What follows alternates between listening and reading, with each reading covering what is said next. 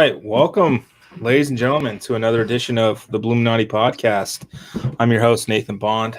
Joined alongside me, as always, Seth Varnadore and Robert Steeg. Jam-packed show tonight. We've got some MLB All-Star Game stuff to talk about, finally, as a USF blog for the first time ever, which is really exciting. And then we'll kind of get a little bit deeper into some AAC preview stuff as we're coming up on 7 weekends away from the start of the 2022 football season. It's the offseason finally winding down. Where the dog days of summer are hitting us. I think it hit like 105, feels like some point last week. It was awful. I think my wife's at her wit's end with Olivia in the house. She's really ready for her to start kindergarten, but also not really ready. Just a lot of emotions going on at the Bond household. How are you guys holding up? Good. We're in like a cycle of sickness at my house for the last 3 weeks. So once we kick out of that, we'll be good. But you know it is. Kids just pass from one to the other, and then it comes back around. It's never ending. It really is. Steeg, if you have kids, put them in a bubble or something. I don't know. It's awful. No kids in this household. We're sick enough as it is. You know what I'm saying? Oh, I think everybody's going to know in a minute just how sick you are. But one of my best friend, a former podcast sponsor, had their third child 2 months ago, and we couldn't see her for about a month and a half because at least one person in my family was sick for like a month and a half straight. It's terrible.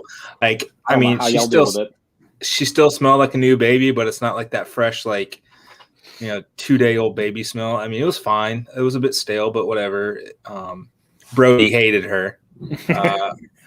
She was pulling my wife's hands off of her as she was holding the baby. Like he is so overprotective and just so clingy. And God bless my wife. I don't know how she does it.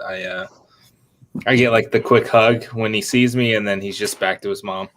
These little boys really love their moms. It's insane, man. Yeah, I get this cold shoulder all the time. It hurts. It's that Oedipus complex. Yeah, must be. Me and Olivia have gotten really close. She's gotten really, really into Power Rangers, and like the original Power Rangers, like the Mighty Morphin Power Rangers, and I'm in heaven. I bought her the Power Rangers Megazord last week, and we've played with that. I think she may still be awake. I don't know. She's sleeping downstairs tonight. And she's watching Power Rangers as we speak. She just got through where the Green Ranger loses its powers. So now he's going to have to turn to the White Ranger. Everything. Spoiler alert for anyone that hasn't seen it. I had there on Prime Day, which was what? Oh no!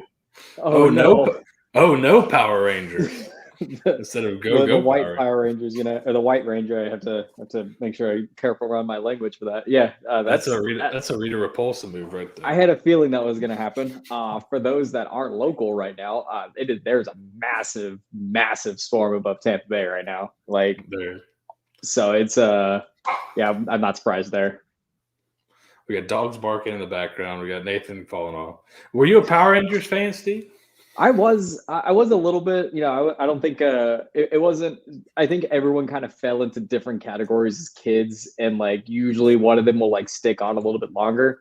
For me, it was Pokemon.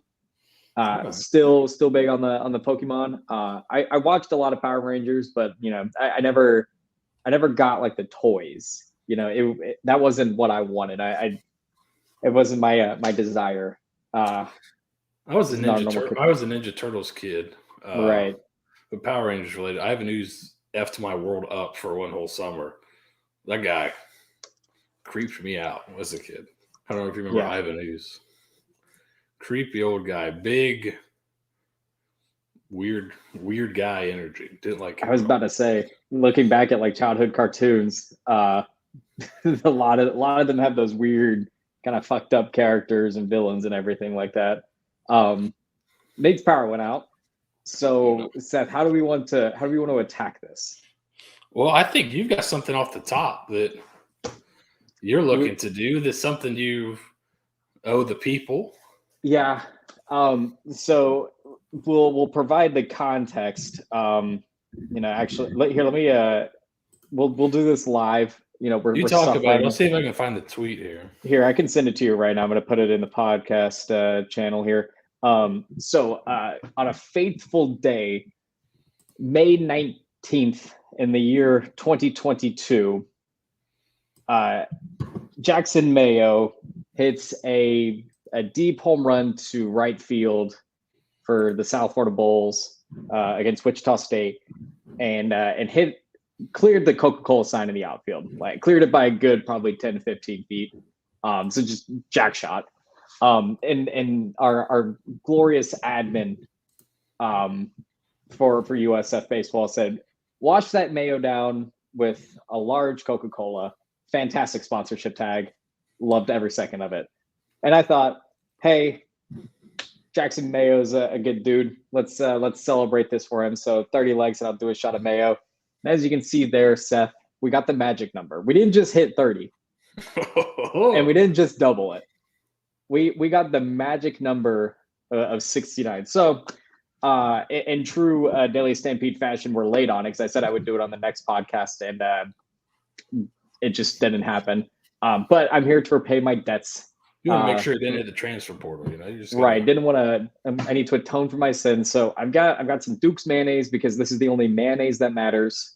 I've got a decently cold Coca-Cola that I was drinking earlier, and then I thought if we're gonna podcast, I'm gonna need to save some of this. And then a nice clean glass straight from the dishwasher that will be going back into the dishwasher promptly after this. And then of course Paige is currently watching it like a child watching Power Rangers on a Saturday morning cartoons, watching me in the other room. Got some ice cold water in case things get a little hairy. Seth, how do you want to fill the time while I concoct this? I just want to. I kind of want to watch and see if we can get kind of a. Let's get into the camera here so I can see. All right, so we got a nice little glass. What do you usually drink out of there? Usually there's whiskey. So this is, a whiskey Coke is usually my go-to. So in my mind, I'm just imagining that. So I'll do two little tablespoons here. It won't matter if there's any left on the spoon because I'm going to use it to mix it because I'm not a heathen. Let's see. Let's get this framed nice. So you got the mayo in there. And some nice, I don't know what this is going to do either. I feel like this is going to just create some sort of disgusting, like pale. Oh yeah. You know what this looks like? It looks like a root beer float. There you go. Mind over matter. Mind over matter. And then we'll mix it up a little bit. You need to mix it. Yeah. We got to mix it. And just, you can kind of see it. It's mixing like exactly how you think Coke and mix with together. Just all right. Not even a little bit. Here, we'll just keep the spoon in there. It's like ice cream. Yeah, let's hold on. Let's real quick. Nose. Yeah. Is it the whole thing, or is it a sip? I'll drink the whole thing throughout the. I'll do a big gulp. You'll sip on it. We'll see what this first sip kind of does to me.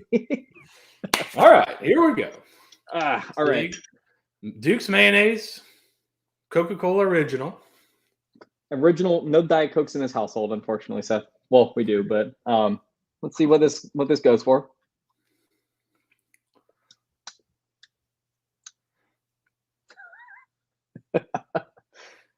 It tastes sweeter.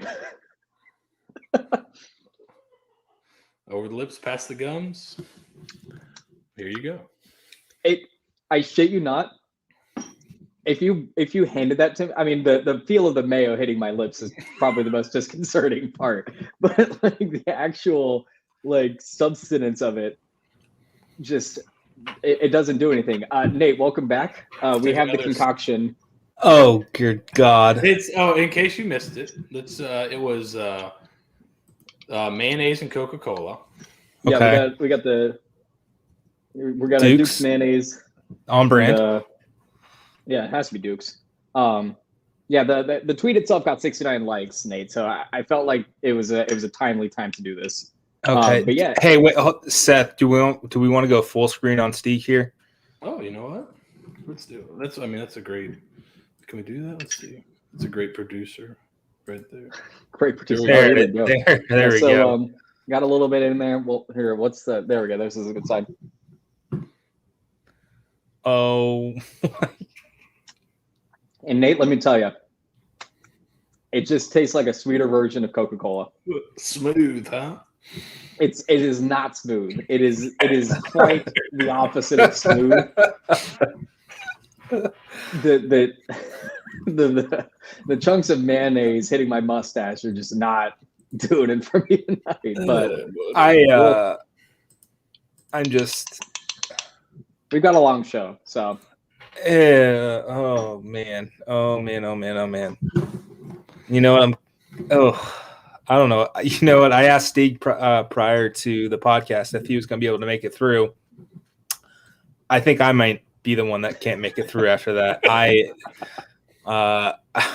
don't have a steel stomach. That's for sure. You missed the mixing. Now I'm glad I did.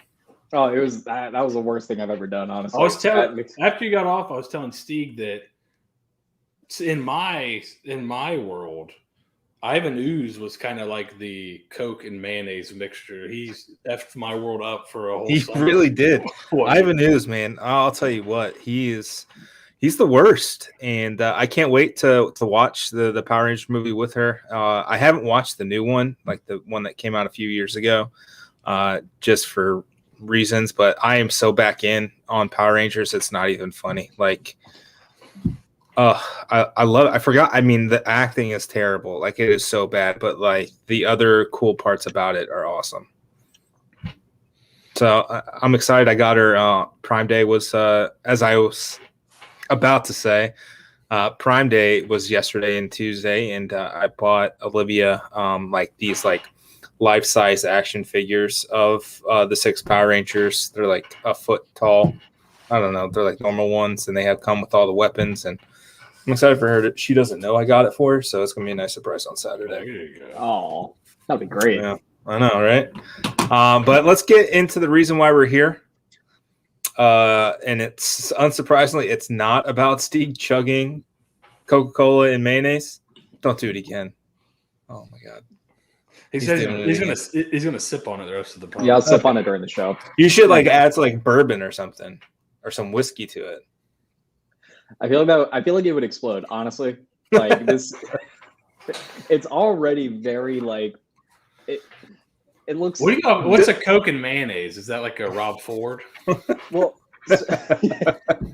so I was joking and I was like, I wonder if there's like any actual like, because someone's got to mix Coke and mayo before. I found a recipe from World War II. Of course. For a cherry cola chocolate mayonnaise sauerkraut cake.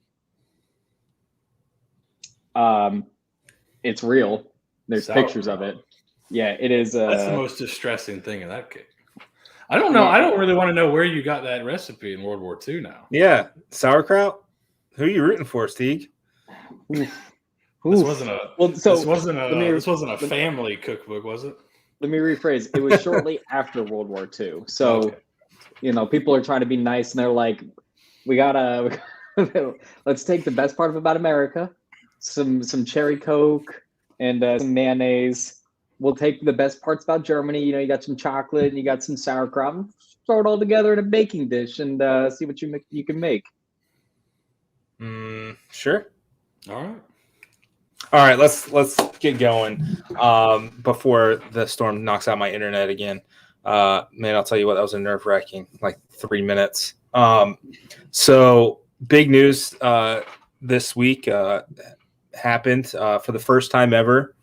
A former USF baseball player is heading to the All-Star game as Tampa Bay Rays ace left-hander Shane McLanahan was named to the All-Star team after what can only be described as a dominant first half of the season.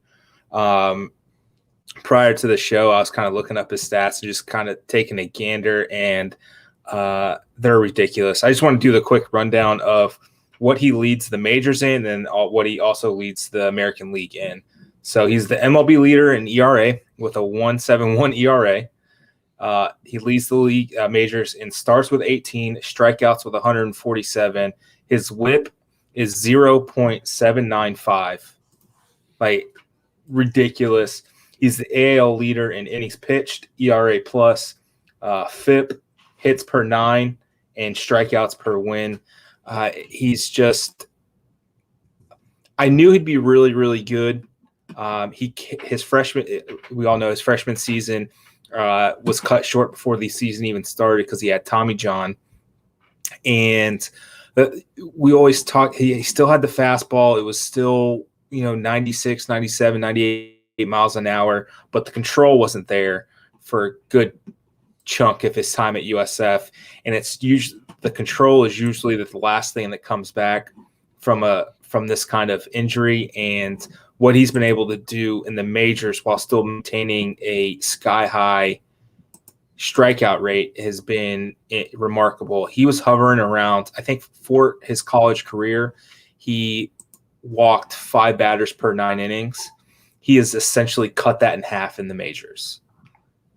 It's just remarkable. He hasn't had a K per 9 under 10 at any stop in college or any stop in the minors or in the pros. He has a 12.2 K per 9 so far this season. I'm going to nerd out real quick because I am just a massive fantasy baseball player. And I love the advanced stats on it. His strikeout rate, I think it's jumped 16% from last season. I want to pull up the right numbers. My internet's still kind of wonky. There. It's getting there, but it's eventually it'll show up. Oh yeah, 12.0 strikeout rate this season. His walks per 9 are 1.5. It's just what he does. It's remarkable. If he's not named the All-Star Game starter, I think it'd be a travesty. I understand. Justin Verlander's had a really good season. He's getting up there in age. So when do you think he's ever going to get another chance like this? But I can't believe how good Shane has been in his short time in the majors so far. And I'll stop gushing. You guys can talk. I know we wanted to talk about Shane as well, but I love it. I'm just so happy for him. Did you talk about that stat that's over his last 7 starts? Did you mention that? Oh, yeah. Yeah. Go. If you got it, go right ahead. Yes. 7 straight starts with 6+ innings pitched, 6+ strikeouts, 1 earned run or less, and 4 hits or fewer, which is the longest such streak in Major League Baseball history. That's pretty cool. They've been playing baseball for a while. Just a few years. Just a couple of seasons, I think. And I'm just flabbergasted. Billy Mole recruited him and taught him, and he's not the only former Bull in the majors. Pete Strzelecki, another guy from that 2017-2018 team, reached the majors this year with the Milwaukee Brewers. Phoenix Sanders reached the majors with the Rays. He's been kind of going back and forth with the Rays. The taxi squad at AAA and on the major league roster as the Rays are trying to figure out a way to keep people healthy. Jimmy Herget is also in the majors. David Villar for the San Francisco Giants is in the majors. USF is producing a lot of baseball talent, and they're progressing through the minors and they're getting to the show. I think Coco Montes is right on the cusp. I think he's in AAA with the Colorado Rockies. The reverse jinx lives on is really what it boils down to. But for all of the warts and faults of baseball this past season, what the alums of USF baseball have been able to do over the last couple of seasons has been nothing short of remarkable. And to finally get some recognition, because there has been good players, to come through. the majors, but no one's Shane. Shane might be the best player already ever and he's a season and a half in. He's probably already he's already the best USF player to ever play in the majors, and it's probably not even close. Ross Glode had a very long career, but never really latched on and became a star. Like Shane's a star. He could win if he keeps up the numbers in the second half. He's winning the Cy Young, and it's not close. Like that's just kind of where we're at with him, and I'm so happy for him and his family. It's just one of those things, man. It's so weird seeing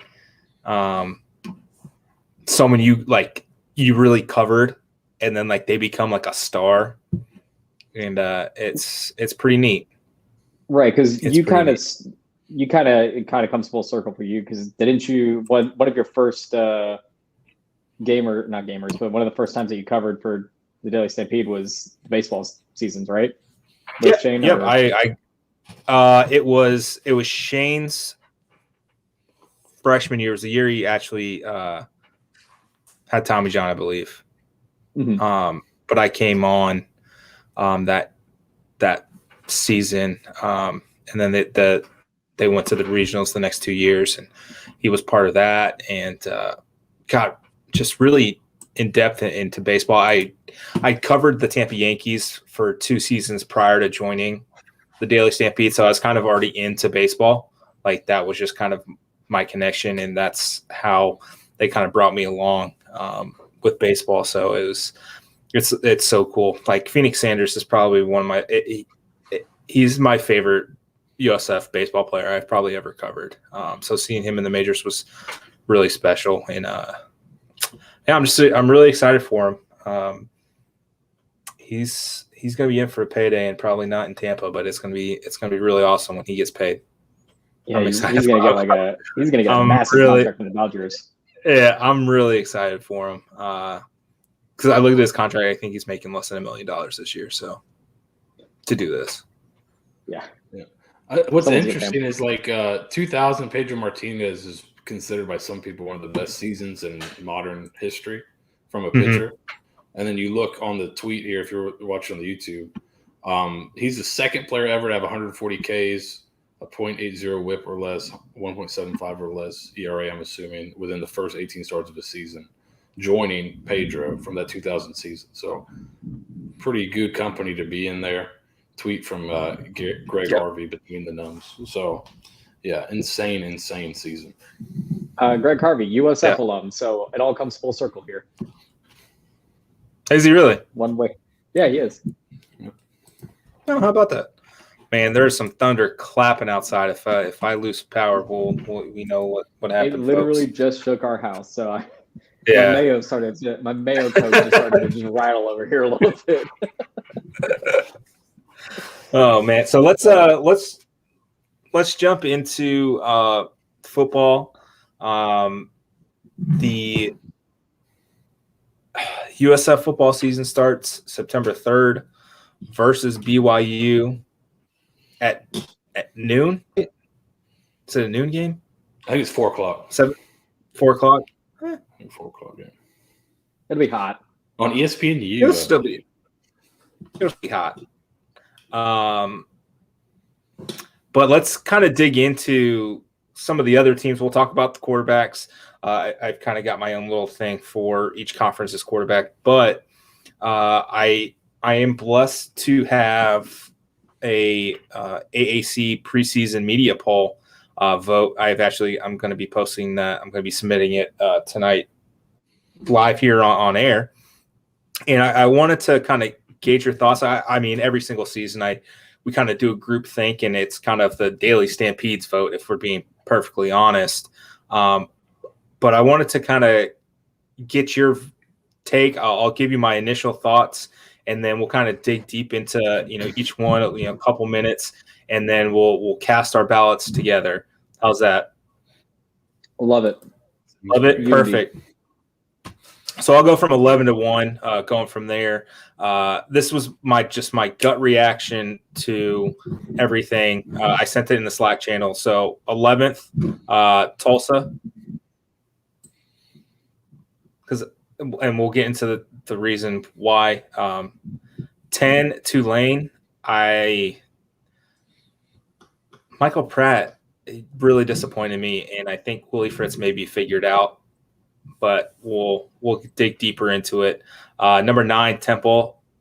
Probably a little too high on Temple, if I'm being perfectly honest. I may move them down to 11, and then Tulsa, Tulane. 8, USF. There's a lot of question marks. There's still you're returning a lot of talent, but was any of the talent good? And does that mean you're going to be better just because you return a lot of talent? We'll dig into it. 7, Navy.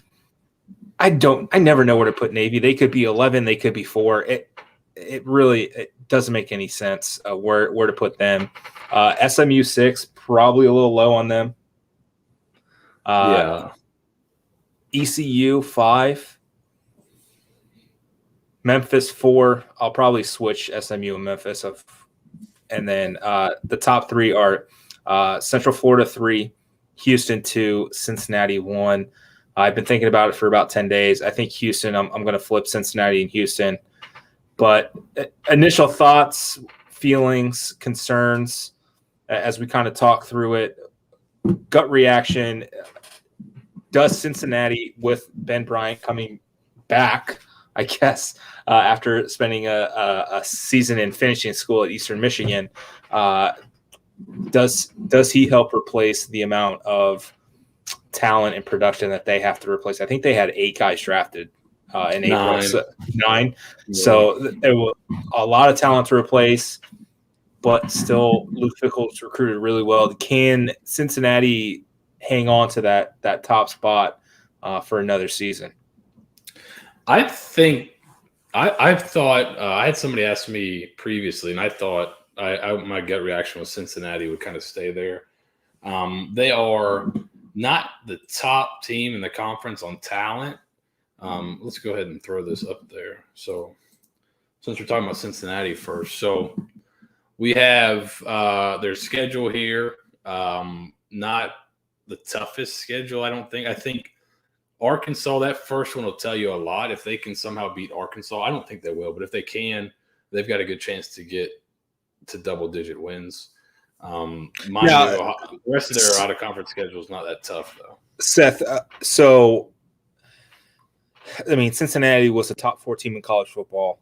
And I know I was listening to the podcast today kind of talking about how some people think that if Cincinnati beats Arkansas, it's an upset. I mean, is it really an upset if you're beating a 6-6 team when you're a top 4 team in the country the previous season, or is it more context? I think Arkansas won like 8-4 and 9-4 last year. They were pretty good. They had some pretty good metrics, and they'll be at home, and they're returning their quarterback. I think Arkansas is a favorite right now. What, you're telling me Cade Fortin's not going to be the starter this year? I don't think so. I think it's going to be KJ Jefferson. So I think if they beat Arkansas on the road, that is an upset. But I do think they're a really good team. They're still top 15. They're 11th in SP Plus in the preseason. You can see that here at the bottom here. So I've got kind of their schedule and then how they match up based on talent and SP Plus here. So talent, they're going to out-talent almost everybody they play. They have 3 talent disadvantages in the 12-game season. Arkansas, Indiana, who's recruited pretty well, but they're not very good right now. They're kind of in limbo. Maybe the new quarterback will help them or whatever. I don't know. New offensive coordinator. And then UCF is the other one that they have a talent disadvantage against. Everybody else, they have a pretty healthy talent advantage. So can we zoom in on the numbers a little bit? If possible. Yeah, let's try here.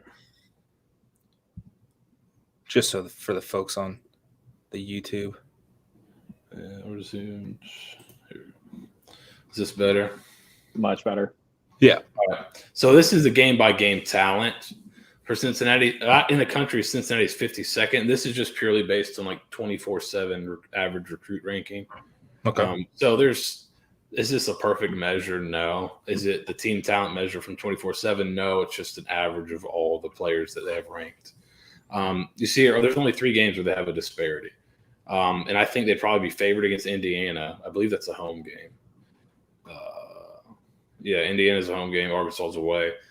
So right now their win total's at 9. The under is at plus 130 now. Looking at it, so they're trying to get people to bet the under. It seems like so. Overs had some action, I believe, but I feel like that's kind of normal, at least as far as what history will tell us. Whenever a team in the group of 5. Talent aside and where they're heading in a year aside, they're still a group of 5 team. Historically, they're going to take a step back that next year, especially after they graduate as much talent as they did to the NFL. I know they brought in a good bit of talent as well, but I think that under is pretty favorable. I'm not a betting man by any stretch of the imagination, but I'd probably bet the under because now being top dog, you get everyone's best shot every single week. There's some people that are going to circle that Cincinnati game a lot more than normal. So, I think I could see them probably at 9 wins. But I wouldn't be surprised if they got upsetted. I think the tough part for their schedule is they get USF and then they're off and then they're at SMU and then at Central Florida back-to-back weeks. If they can get through Arkansas, I think that's probably the next closest tier games where they could theoretically drop both, just depending on how the rest of the season kind of plays out. I mean, SMU brings back their quarterback, and Tanner's very, very good. He lit up the league as well.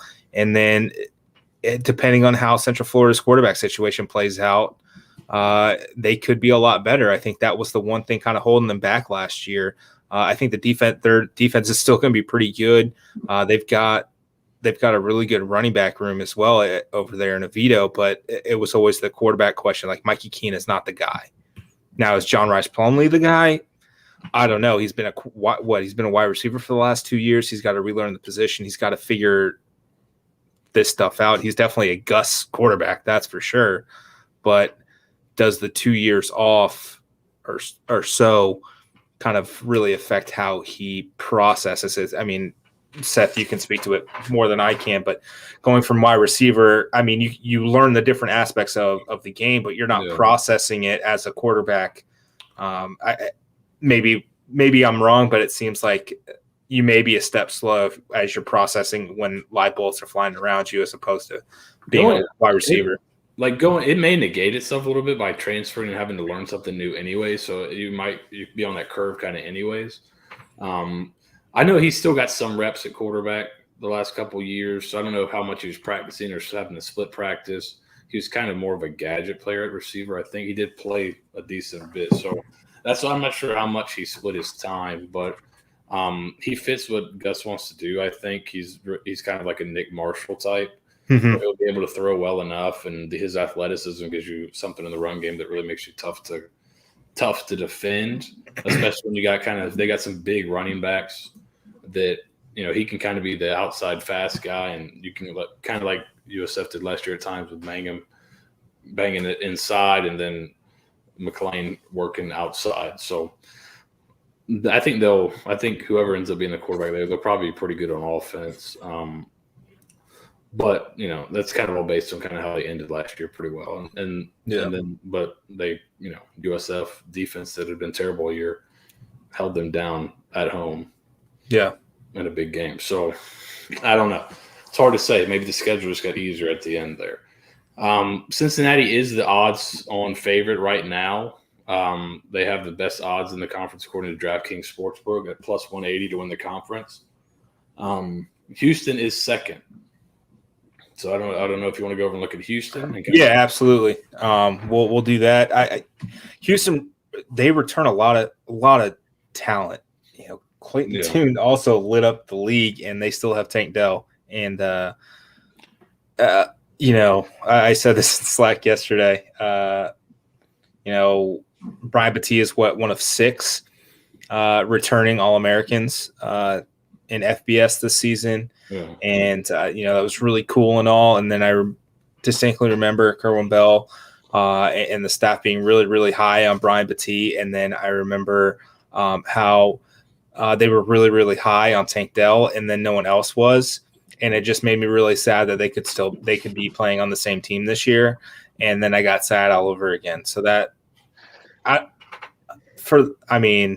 yeah, I'm seeing like mock drafts where he's getting drafted in the first 3 rounds.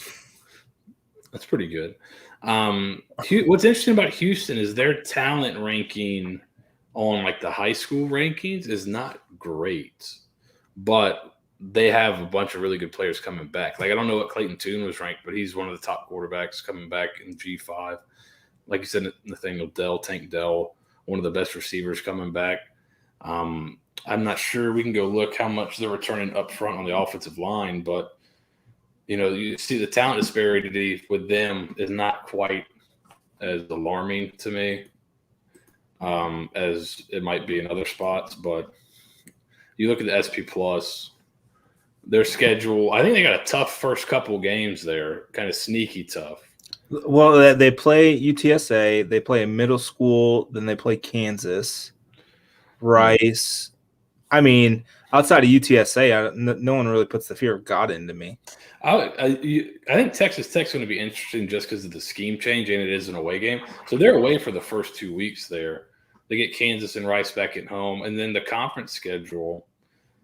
I think they kind of got a pretty good draw here. I think that's another reason you might like them. Yeah, You don't have to play Central Florida. That's nice. Cincinnati. Yeah, I mean, when you don't have to play 2 of the top 3 teams in the conference and you're the third one, that's pretty good. You get to play Navy, Temple, Tulsa, and Tulane, and USF. And USF. Probably close to the bottom 5, or what people think would be the bottom 5 teams in the conference. You get to play all of them. SMU, I'm not sure where that game is at. SMU is away, and East Carolina is away. So those are kind of 2 that could be pretty tough there. Ooh, we're starting to get the thunder here. So I think the schedule is a little bit easier for Houston to manage. So getting to 9 might be better. And they are the second best odds at plus 240 to win the conference. Yeah.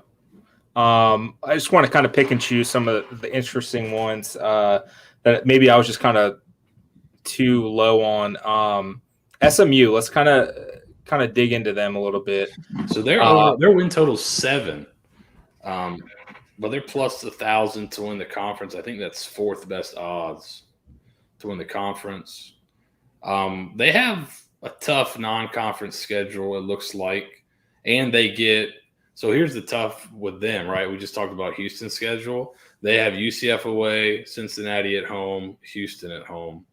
And then Memphis at home. So probably out of the top 5, not including themselves, they play their other 4. Mm-hmm. God, that's a tough opener leading up to the off week. Yeah, TCU's going to be. I mean, those first 5 games kind of suck. Yeah. If you can get past North Texas, who's got some, I think they got a quarterback transfer in that can be kind of feisty. You get past them, and Lamar should be a win. You got to go on the road to Maryland, who's shown they can be pretty good, but they're kind of volatile. Then 2 of his brothers still there, right? Yeah. Then home for TCU, and then away at that UCF. TCU game. That TCU game is going to be lit. Yeah. That's going to be appointment television. I don't care who they're playing that week. So if you look at their SP Plus, they look like, SP Plus likes them quite a bit. They liked their efficiency last year. They're only underdog in SP Plus in 1 game, which is the Cincinnati game. Other than that, they're higher. They're the second best team in SP Plus or in the AAC according to SP Plus. Talent, all that transfers they took in kind of bumped that talent level up pretty good. But they have 3 games. Mm-hmm. Where they're going to be lesser talented team, or 4. This Maryland game should be. Let's fix that right now. So 4 games that Maryland. That there'll be at least 4 games where there'll be the lesser talented team according to the 24/7. I think you're way too high on Temple. I think they're going to be terrible. I think they're one of the worst teams in college football. I on the drive home, I was kind of going over it and looking, and good God, they're going to be terrible. They're 118th in SP Plus. We knew Rod Carey was a bad coach when they hired him. And it's just the proof's in the pudding of what's happened. And they don't have any talent. I mean, they've got some talent at wide receiver, but they don't have anyone that scares me. The Jaden Blue transferred, right? Mm-hmm. Yeah, they had a bunch of guys leave. West Virginia. Or maybe he decided to come back. Hold on. So we'll look at here's their returning production is kind of middle of the road, but that they've had some transfers come in. But you got 6 starters coming back on offense, 6 coming back on defense. Again, kind of middle of the road. No punter coming back. Jaden Blue went to Vatech. They returned about half their snaps on the O-line, about half their quarterbacks, or a little bit over half their quarterback snaps. So they are, I think they could be pretty terrible. I think Navy could also be terrible. Yeah, that new rule about shot blocking is gonna fuck them over like really bad.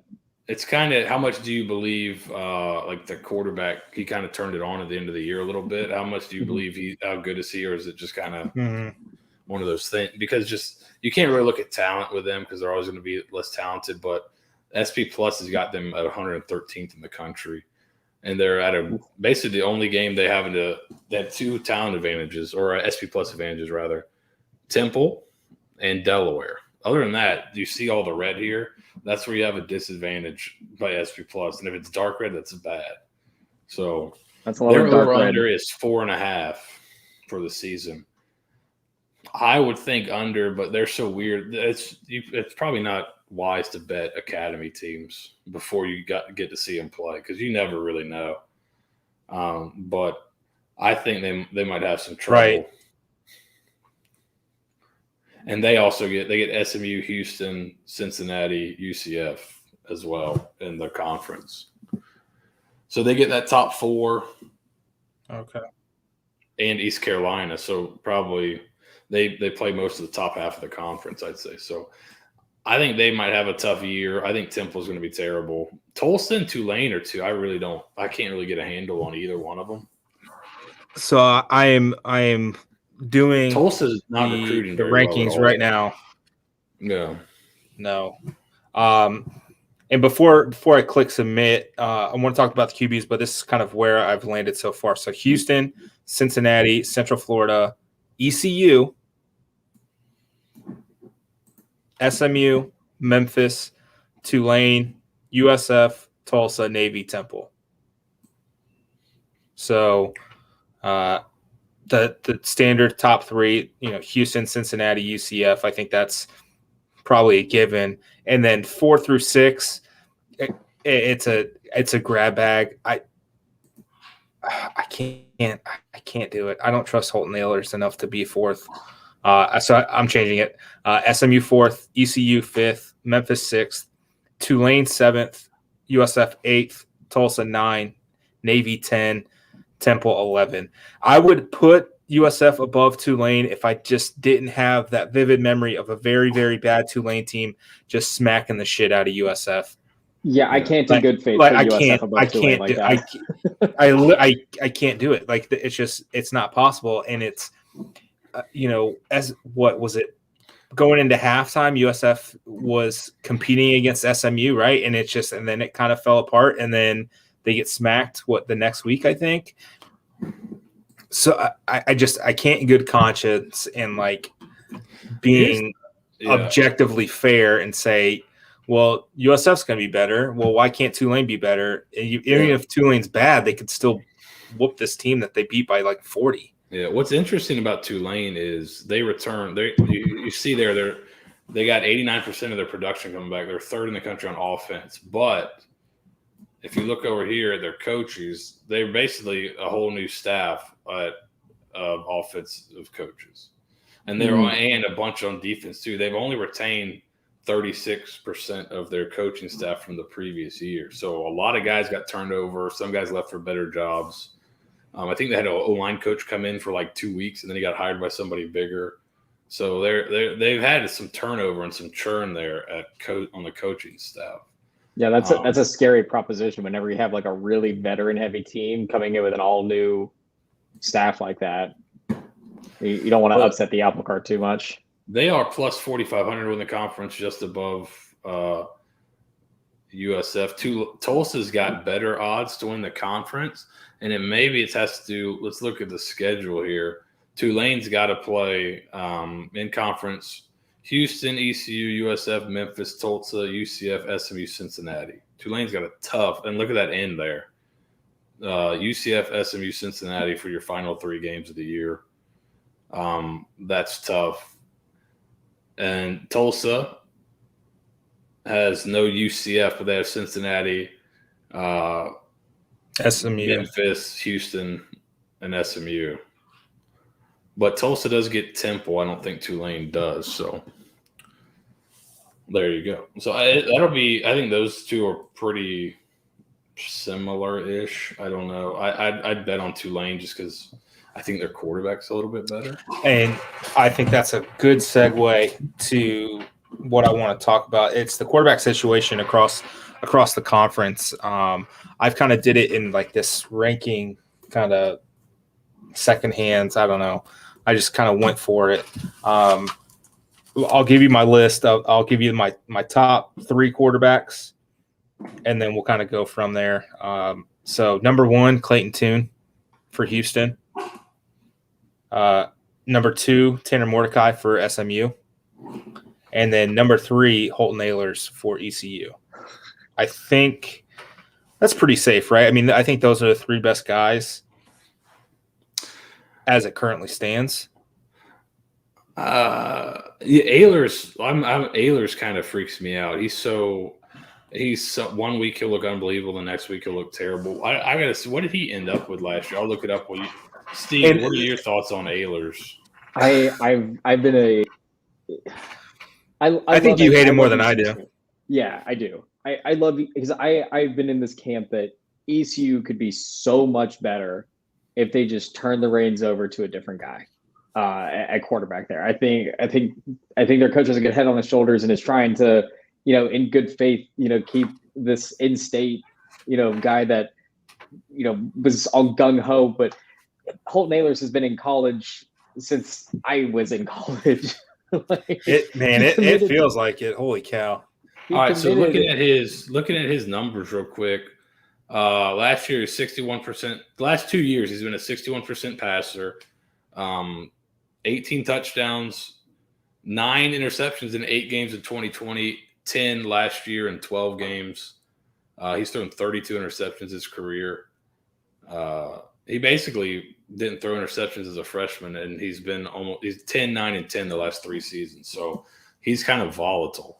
He is the volatile quarterback. And it's kind of the Matt Grothe situation too, right? Like breathtaking plays, like absolutely, like he'll run someone over and then he'll just have like that boneheaded interception. And that's kind of what it was with Grothe for 3 years. I think he ended up with the same amount of interceptions every single year he started outside of the year he tore his ACL. So there was, the 80-yard touchdown run to start the second half at Pitt. And then he'll throw, 3 interceptions against the Bearcats. And it's just like one of those things where like, which version are you actually going to be getting today? But I think having Holton third is kind of where I kind of want to lead to, where like the quarterback situations across the conference it's not ideal. If Holton's number 3. Yeah. Now, where did you have the Memphis quarterback? 4. Okay. I think Holton's ceiling. And that's Seth Hennigan. Seth Hennigan, yeah. He was a freshman. He balled out. I think he threw for over 3,300 and something yards. Like he was a very good quarterback. 3,003. I'd put him third, I think. 3,322 yards, 25 touchdowns, 8 interceptions as a freshman. Now he did have he had the Calvin Austin, Calvin Austin, right? So you did have some pretty good receivers to help you out, but those are pretty good numbers, especially for a freshman. 25 touchdowns. Yep. What was it 8 interceptions? So. But fool me once as a star true freshman quarterback in this league. And I'm not going to get fooled again. I fell in love with Michael Pratt, and he burned me. I want to see it. I want to see it in year 2. He might come for a comeback year. Oh my! I hope so. I love him.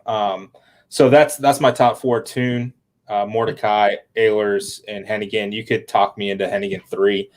Number 5 is the tandem. Whoever wins the battle at Cincinnati between Ben Bryant, who is the Eastern Michigan transfer who transferred to Eastern Michigan from Cincinnati, and then Evan Prater, highly touted recruit coming out of high school. It's going to be an interesting battle. I don't think they bring back Bryant unless they believe he can just kind of step right into the position, but we'll see how that works out. He went and lit it up at Eastern Michigan. He did.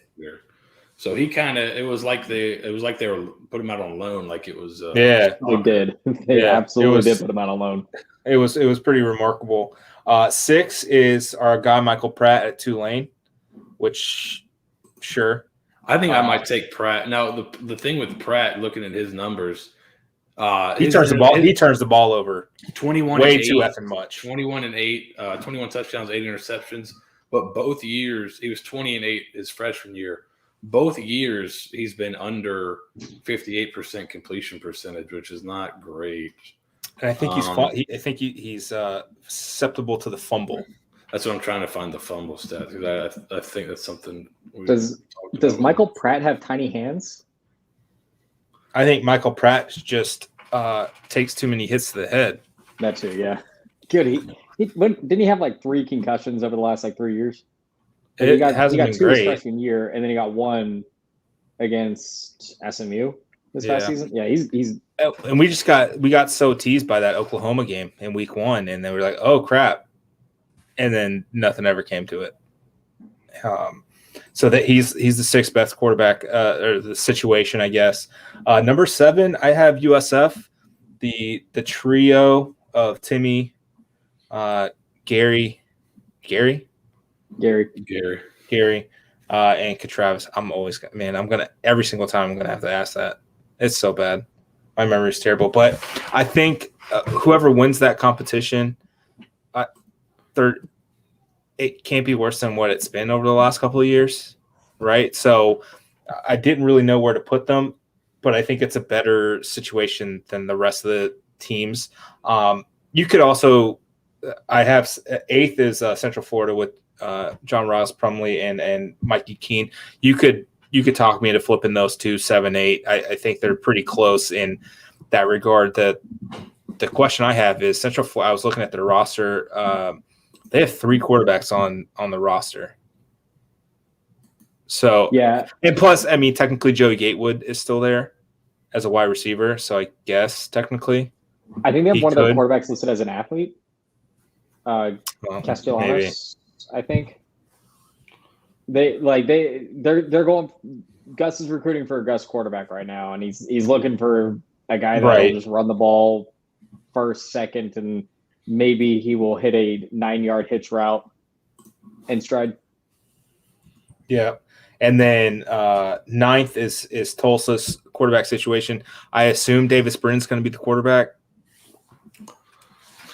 Yeah, you want to talk about Michael Pratt, 5 fumbles last year. All right, let me give you Davis Brin's numbers last year. All right, this will be interesting. 3,269 yards, 8 yards an attempt, 18 touchdowns, 16 interceptions. And I'm not sure what they're returning at receiver. It looks like they're returning nothing on the offensive line. So that's a recipe for disaster. They're only returning 2 on defense. They also lost their defensive coordinator, I believe, right? Yeah, I think so. Tulsa, I think Tulsa had 2 offensive linemen drafted, Chris Paul, and then the guy who actually went in the first round, Tyler Smith. Yeah, they have a new OL coach, and mostly new offensive linemen. So that could be a position that's tough. and a new defensive coordinator. And the defensive coordinator was pretty good. It's not like he got fired. He got hired by Texas Tech, I believe.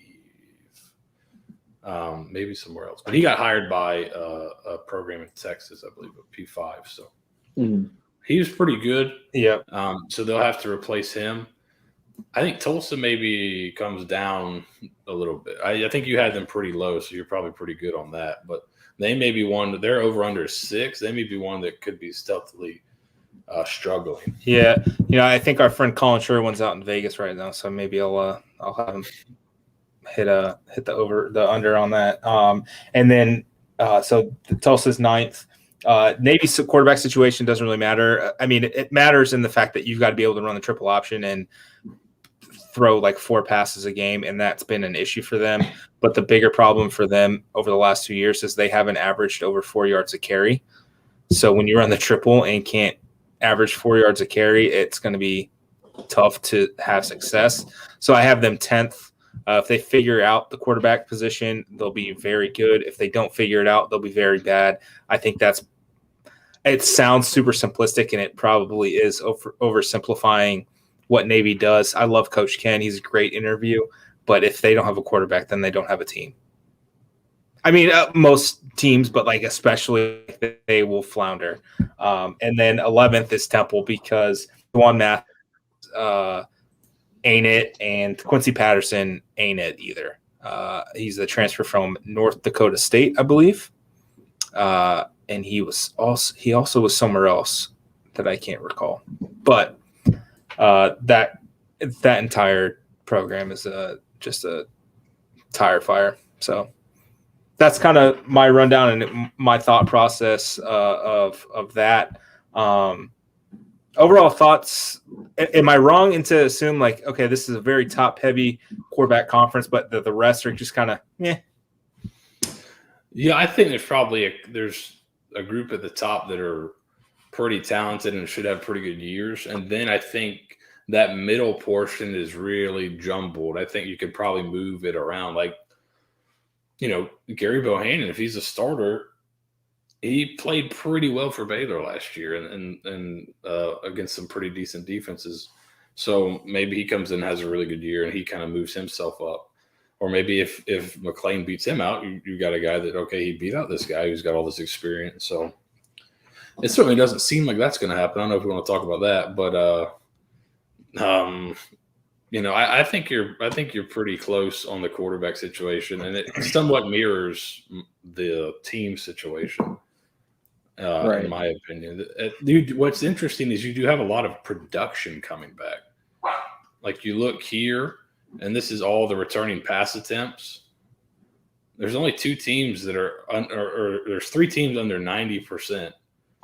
Everybody else is over, and UCF's returning almost 73%. So there's not like a team that's returning nothing. Even Cincinnati with the transfers is over 50% of their pass attempts coming back. So yeah, you're going to have some experienced quarterbacks in the league. We'll see can Michael Pratt cut down on turnovers?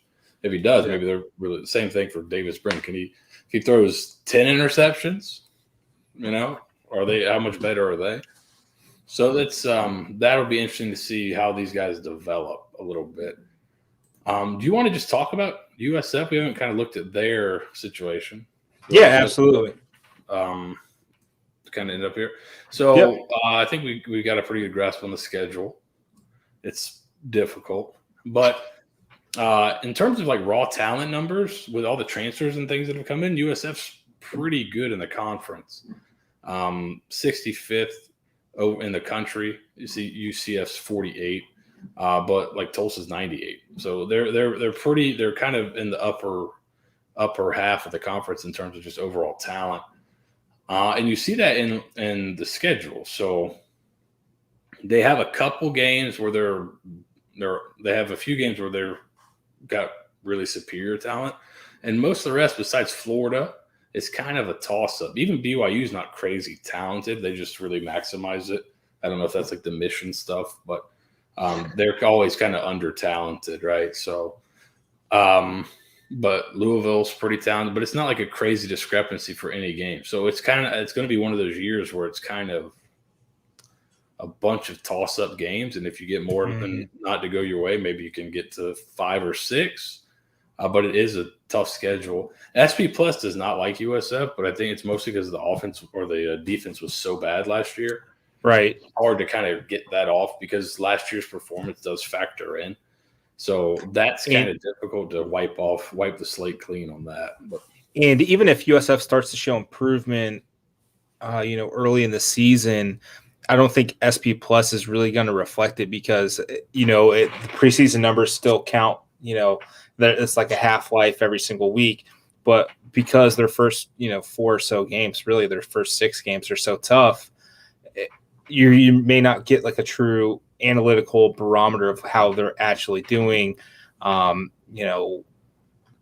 improvement or not relative to where they are. Like, if they just sink down to like 120, then yeah, that's probably a better barometer, but we may not see the explosion if they just kind of start to pop off a little bit. You may not see the explosion as much as you would hope. But as you're kind of pulling it up, I mean, they're third in the nation in overall returning production.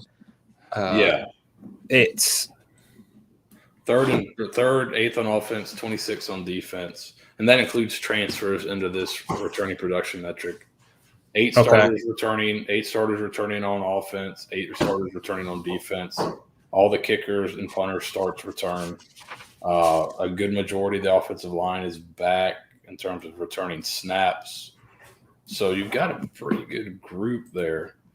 And then these are just like the position by position, the ranks for the conference. So you can kind of see where based on 24/7 average, USF kind of middle of the road at quarterback, upper half, running back, wide receiver, tight end, top 4 O-line, top 4, I believe. Mm-hmm. And you see the quarterback ranking for you mentioned it. Clayton Tune's not highly rated. He's the 10th best quarterback position group, but yet he's probably the best quarterback in the conference. That's why Houston's like their talent rating looks low because they don't have. I think they only have like 2 or 3 scholarship quarterbacks. They're pretty low on scholarship quarterbacks as well. 10th running back room. 5th wide receiver, tight end, but 3rd on the line of scrimmage here. And this is the overall grade. So you see Houston's 10th in overall offense, like in terms of talent. I think they're going to run away with. I think that I'm really starting to come around that I think they just kind of run away with the conference, unless something happens and Dana's himself. I don't see how they don't win 10+ games and win the conference handedly.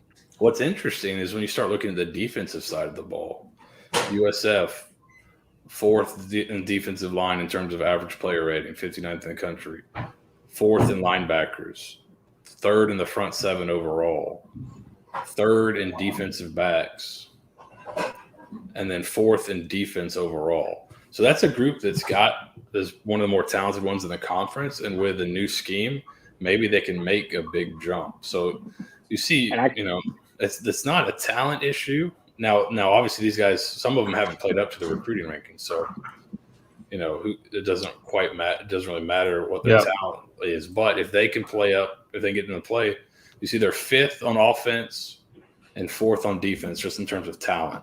So I just want to see Will Jones on the field. Yeah, but I really I think Matt Hill did what he could possibly do, and I'm excited for a year or 2 of him being like a full-time DB. But I think Will Jones I think they were really relying heavily on what Will Jones was capable of, and it just kind of backfired when he tears his ACL. And they stockpiled. The linebacker room is ridiculous. Like Demars Bellamy is no longer here because he wasn't going to play because the linebackers are so good now. He didn't even play. He didn't even play in the spring game. Like that should tell you. And we loved him. Like he was a talented guy. It just the numbers played out. Like the 2 linebackers that they brought in, the guy from Michigan, I'm blanking on his name. Michael Williams. No, Minnesota. Sorry, the Minnesota transfer. DJ Gordon, and then Jalen Shuler. Like they lay some lumber, and those are your 2s. Yeah. I'm excited, and I think that's why a lot of the fans, as well as us here on this podcast, we're just so frustrated with how the defense was being coached last season is there was talent there. There was still talent on that roster last season. It was just so poorly mismanaged. And I think you saw on Black Friday what a well-coached defense can do when that's just what you do. Now, and a group that believed in the scheme too. Yeah. And is Bob Shoop going to be able to get that from this roster week in, week out? It's up for debate, but I'm excited to see. It can't be any worse. What's nice is like he went into a group at Mississippi State that was pretty talented, and he took them and elevated.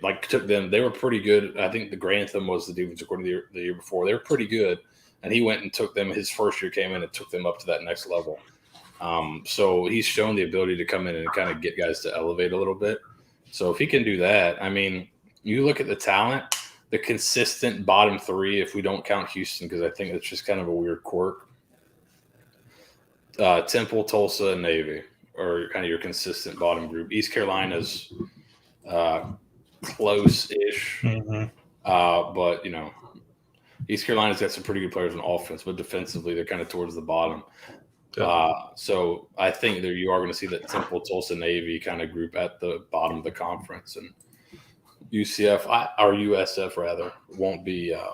I don't think it's going to be at the bottom of the conference this year. I think they're going to show some improvement. I think so too. That 4.5 win total looks enticing to hit the over. I'll be honest. It's just that that's such a perfect number because the schedule is just hard enough where you're like, can you really see them winning 5 games? Like if Florida was replaced with like Southern Miss or if you're Florida, if you just play BYU and then you replace Florida and Louisville with a couple other, like Miami of Ohio, and like then you're like, oh wow, this is like a 6-7 win team, right? So. And it's, I mean, that's this is what Michael Kelly wants. You want to schedule tough people. You want, if you want to be the best, you got to beat the best, and at some point you've got to start beating just anyone, and then we'll go from there. But that's for another day. I think that's it for tonight. I think Steeg's probably going to need some Pepto-Bismol and something. God bless you. Maybe some antacids. It's separated, and I can't stop drink it anymore. Do it. Okay, now you got to do it. Now you got to drink it. Oh, I can't. Now that it's separated, you have to. It is so it's congealed on top. Like you can't tell, but like it's all just one layer on top. It is so. Let's get a close up. I'll give you a close up. Here, let's see if we can. You can kind of see it, but you can kind of see where it's separated. It looks like a latte. Yeah, it's like oil and water. I was thinking that. I was like, oh, it'd be so funny if I house this at the end of the podcast. Yeah, I think it would be funny. I think you should do it. No, I cannot. That is there's things that I can stomach, and that is not one of them. I will give you $1. Oh, that's tempting now. No, it is well past gone. Maybe if I did it in the middle, I could have done it, but it's congealed too much now. It is a solid layer on top, and it is gross. All right. For my standards. Well, Steeg, what's your hit up? Is your promo code still good?